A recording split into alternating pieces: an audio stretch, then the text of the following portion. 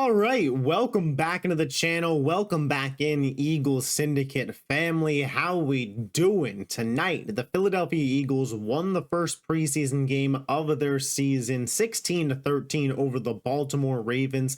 That was one of the most bizarre, fun endings I've ever seen to a preseason game. If you missed it, Jake Elliott misses a 50-yard field goal to win the game.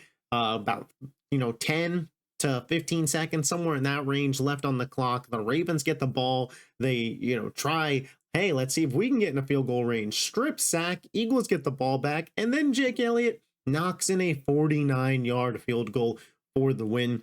Very fun game. I think it was the most fun, intense ending I've ever seen to a preseason game, but that's not really what we're here to talk about. But it was a fun game.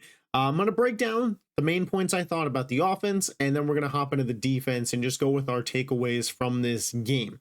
Now, on the offensive side of the ball, up until about 15 minutes before kickoff, I thought we were getting at least a drive out of Jalen Hurts, Saquon Barkley, A.J. Brown, Devonta Smith, and Dallas Goedert, and we didn't. They ended up not playing. Originally a report came out earlier in the day saying that it was weather permitting. The weather was fine, but they ended up not going. Am I a little disappointed? Yeah, but is it the end of the world? No, of course not. What did we learn? I thought that we learned that the Eagles very much so want to use the running back as a weapon in the red zone. And with a guy like Saquon Barkley and what we saw out of Will Shipley in the red zone tonight, remember, I told you guys a couple of videos ago, watch out for Will Shipley to be this team's RB2, especially in the red zone. Tonight, he catches the pass to score the touchdown, the first touchdown of the Eagles season, technically. Will Shipley receiving touchdown in the red zone. But the Philadelphia Eagles are going to use the running back in a variety of ways. Kellen Moore, obviously knowing what a weapon he has in Saquon Barkley, wants to scheme to get him the ball as much as possible. And in the red zone, that is different looks, even as a receiving back. A lot of people thought because of Jalen Hurts' ability as a rusher and Saquon's ability as a rusher, there probably won't be a lot of receptions for Saquon Barkley this year. I do not think that will be the case. I think he is going to catch a lot of footballs, especially in that red zone. He is going to be used as a weapon in that area, and so is Will Shipley. I'm not going to say that Will Shipley jumped Kenny Gainwell tonight, but I'm telling you guys, Will Shipley will at some point this season jump Kenny Gainwell on the Eagles depth chart, and he will become the RB2. If there is ever, God forbid, knock on wood, a Saquon Barkley injury, it will be a committee. But Will Shipley will be the red zone guy. That is how I feel about that situation as well.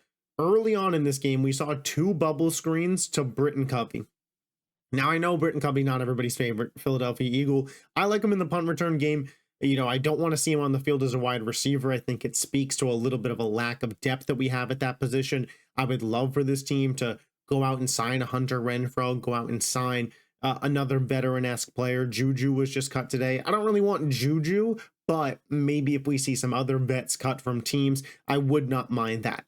However, what I learned from this Britton Covey bubble screen is Kellen Moore, very smartly, wants to continue to keep the offense ahead of the sticks. On first down, picking up 4 or 5 yards is a win. And it's not always going to be a run play. These bubble screens to a Devonta Smith in the slot with a huge 6'6" Johnny Wilson out there blocking for him, or a massively muscular and strong A.J. Brown blocking for him, can result in good plays. Do not be surprised if this bubble screen to Devonta Smith becomes a thing this year. And especially if you can get that in an RPO bubble screen with Saquon on a handoff on first down, that is really going to be difficult for defenses to decipher, because those are 2 top tier weapons that you have to guard them both. It's not to say that it can't ever be done, but that is a very good advantage that the Philadelphia Eagles have. I think that, again, we saw motion, we saw bubble screens, we saw running backs getting receptions out the backfield being used properly. You can already tell, even though it was mostly backups, the scheme is here on offense. The offense is going to be good this year with the talent that they have. That is how I felt leaving this. I also want to say Johnny Wilson, I think he's going to have a role. I think he's going to have a role as early as week 1 in this offense. The Eagles haven't prioritized bringing in another wide receiver. They feel good about what they got with Johnny Wilson, Campbell, and of course Smitty and A.J. Brown and John Ross as the 5. Again, I think you'll need a little bit more depth, but if they don't, expect Johnny Wilson to get some play time, especially on the outside, and especially, again, in those bubble screen situations where you have just a size advantage with him out there as a blocker. Tanner McKee is better than Kenny Pickett. I think Tanner McKee should be the backup quarterback for this team. He probably won't be. We were kind of all banging, the table on the same thing last year when it came to Mariota. We wanted Tanner McKee over him. Thankfully, it never really came to that, but I think Tanner McKee is better than Kenny Pickett. Now let's talk about the defense. The defense was where a lot of lessons were learned. The offense, we didn't have starters out there. So, it was more of a scheme fit thing, and I liked what I saw. But on the defense, we saw some guys that are going to get some real minutes. No Darius Slay, no Brandon Graham, the vets did not get to play, which is fine. Kelee Ringo, I think it's Kelee Ringo, but Kelee Ringo and Quinyon Mitchell, they looked really solid. I still think Isaiah Rodgers will be the week 1 starting outside corner, but Kelee Ringo, man, a lot of people don't realize this. He's younger than Quinyon Mitchell. Kelee Ringo, 6'2", 220, can run a 4.3 and 22 years old. He has got a bright future on this team. When he was drafted, it was, you got to develop him. He's raw. We're not sure, if he can ever become that great corner. He looked really good tonight. I mean, Twitter was saying he was the MVP of the game. I guess if you had to give one, he was really solid. Man-to-man coverage, he was excellent. There were a couple of catches that he allowed, but in the red zone, he had that really nice pass breakup. Kelee Ringo is going to be a very big part of this Eagles team, I think. I'm not putting it past him that he could earn the starting role for this team. And Isaiah Rodgers was fine. I don't really, have any specific notes on Rodgers. Quinyon Mitchell almost had that pick. At Toledo, he was good at jumping routes. They showed the whole highlight tape of that.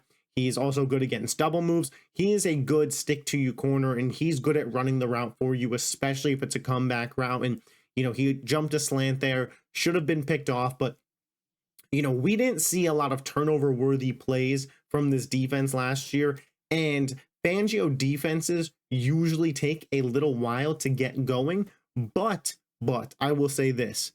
If Quinyon Mitchell could get these turnover-worthy plays and close them out, we're going to be in good business. Again, remember, the defense didn't have Slay out there, didn't have C.J. Gardner-Johnson, didn't have Brandon Graham. So not all the pieces were out there, and they looked a little shaky to start, but they did figure it out. They did put it together.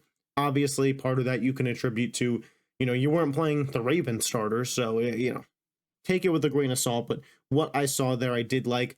Nakobe Dean is not going to be ideally a coverage linebacker for this team. Now, obviously, you can't just put him in and blitz him every time because teams will know what you're doing, but I do think he will be a weapon in terms of a blitzing linebacker. I said this on, I believe, the depth chart video, but he looks very, very solid. I believe he got to the quarterback. It got multiple pressures. He got a sack tonight, so very good. And same thing with Nolan Smith. He got to the quarterback. I'm loving what I'm seeing from this Eagles young talent. They showed a graphic tonight that the Eagles have like 9 players that are going to get real playing time this year that are under the age of 25. Can't rent a car. I'm just saying. The team has some youth on it, especially that defense. Jalen Carter, Jordan Davis, Kelee Ringo, Quinyon Mitchell, Nakobe Dean, Nolan Smith, Jalix Hunt. There's some youth there. And I was talking to my buddies about this, the Fangio defense, it could take a month into the season to set in. So week 1 versus the Packers, let's not overreact. What we see in the preseason, let's not overreact.